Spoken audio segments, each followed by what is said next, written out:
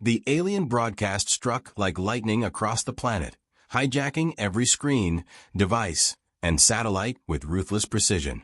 For a moment, the world was bathed in eerie silence as the image of an alien general filled the airwaves. He stood tall, his muscular frame wrapped in glimmering armor that pulsed with an unnatural light. His face, reptilian and cruel, bore a sneer that revealed rows of serrated teeth. Behind him loomed a vast fleet, its ships glinting like jagged knives against the stars. Humans, his voice rumbled, deep and resonant, carrying the weight of authority and disdain. We have observed your kind fragile, chaotic, and clinging to a fleeting existence on this fragile rock. You are unworthy of the galaxy's stage, a mere speck of dust in an infinite void. But even dust may prove its worth. The sneer widened into something that might have been a smile. Prove it then. Send me your finest warrior. One duel, one victor. Should your champion triumph, humanity will earn the respect of my people and the right to remain unchallenged for now. Fail, and your weakness will be a lesson for others to witness. His eyes glinted with malice. You have 3 Earth days to decide. The broadcast ended abruptly, leaving a void that felt louder than any explosion. In its wake, humanity erupted. News channels scrambled for analysis. Leaders convened in urgent meetings. Social media lit up with fear, speculation, and the stubborn undercurrent of human defiance. The President of the United Nations Defense Council addressed the world within hours, her voice steady despite the chaos. We will not cower. Humanity has always risen in the face of adversity, and we will rise again. The selection of our representative will be swift, strategic, and absolute. To the General of the Karath Dominion, we accept your challenge. The world buzzed with tension, but behind closed doors, decisions were not so simple. Military leaders and strategists debated endlessly. Every choice felt like gambling with the fate of humanity. The Karath were known for their ruthlessness, their soldiers engineered for war in ways humans could scarcely comprehend. Who among them could stand against such a force? Amidst the heated discussions, one name surfaced, a name that drew raised eyebrows and skeptical murmurs. Captain Adrian Kane. Kane was no decorated war hero or renowned tactician. His record was unassuming, his name unfamiliar even to many in the room.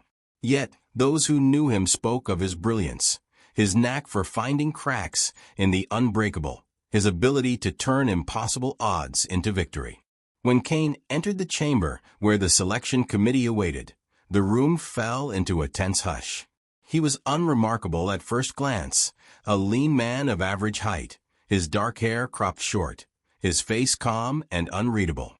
His presence, however, carried a quiet intensity that filled the space. I hear you've got a problem, he said simply, his voice low but steady. The general of Earth's combined forces, a grizzled man with decades of battle experience etched into his features, leaned forward. This isn't a game, Kane. The Karath general isn't some insurgent hiding in the shadows.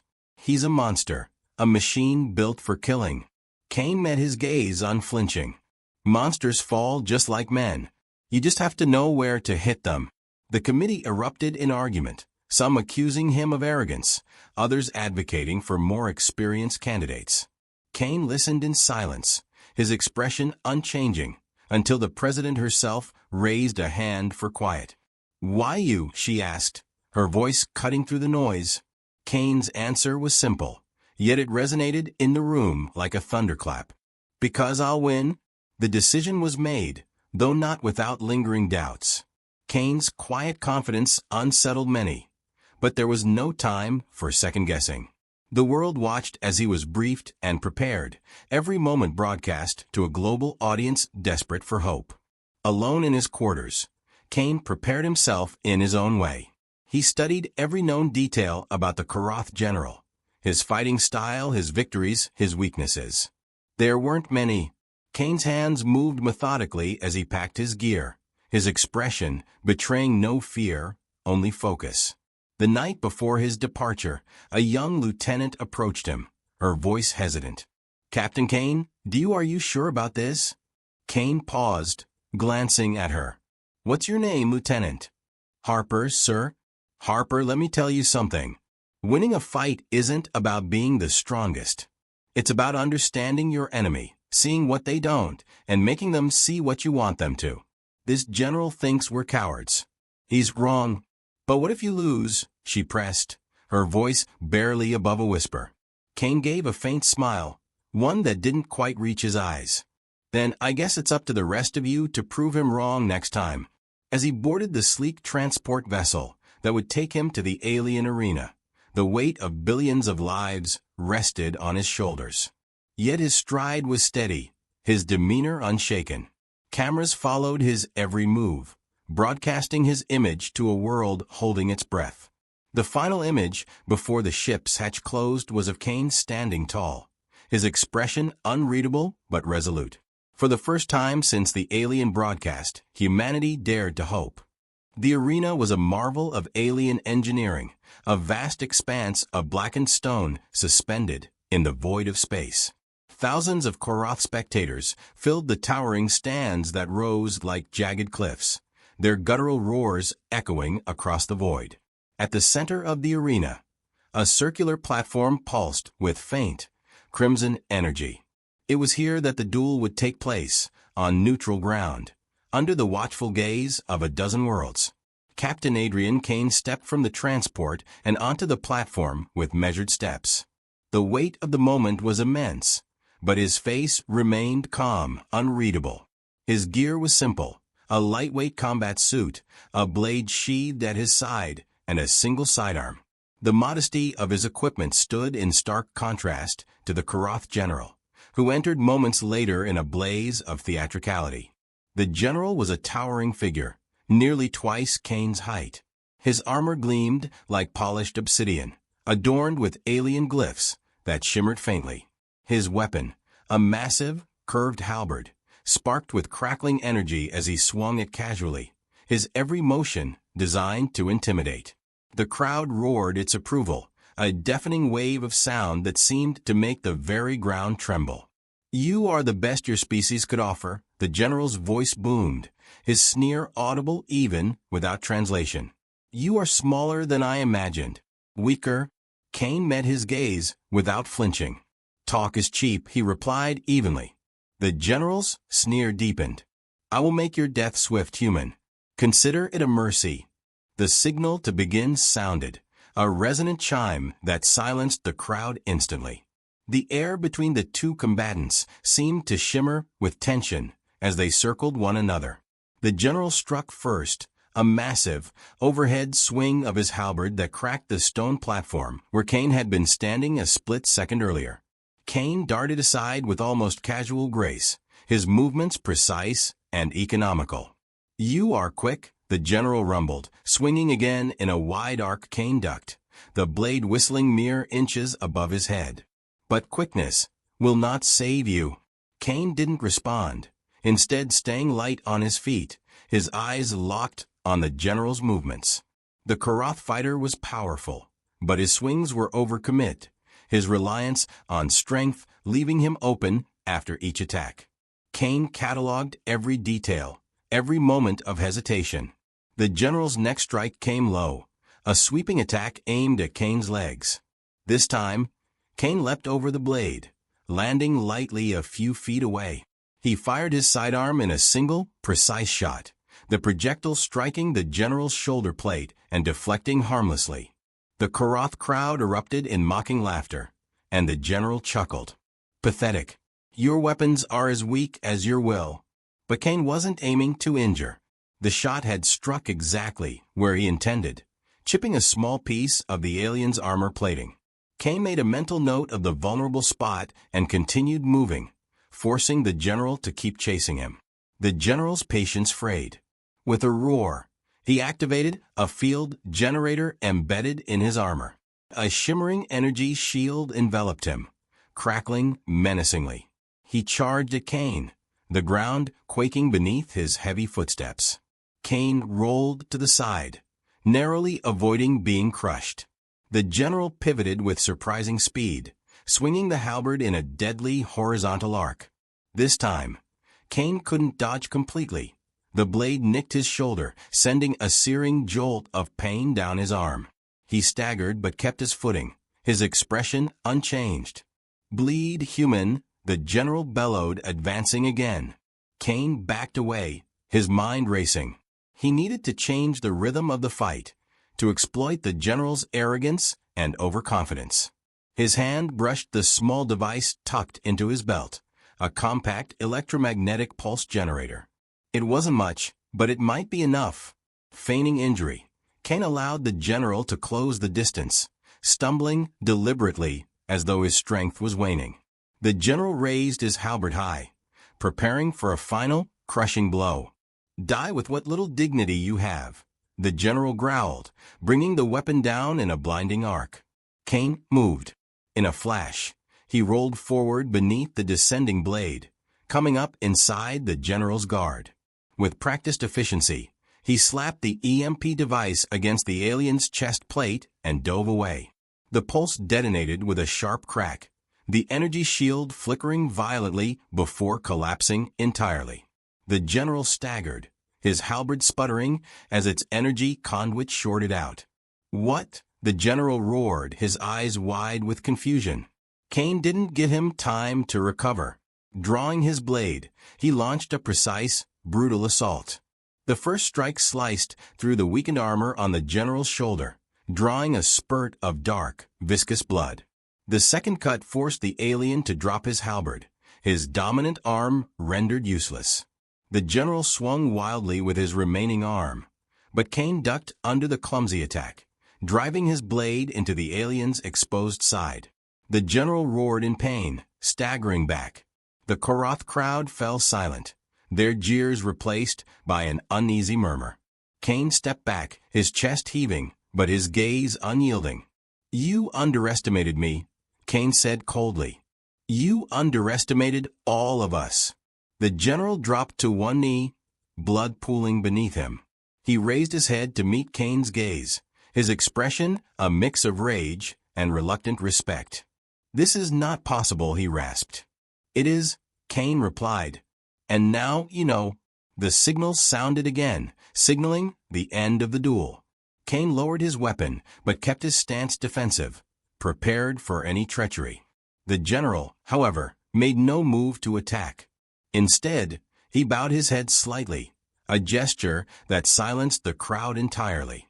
Humanity had won. The silence that followed the duel was deafening.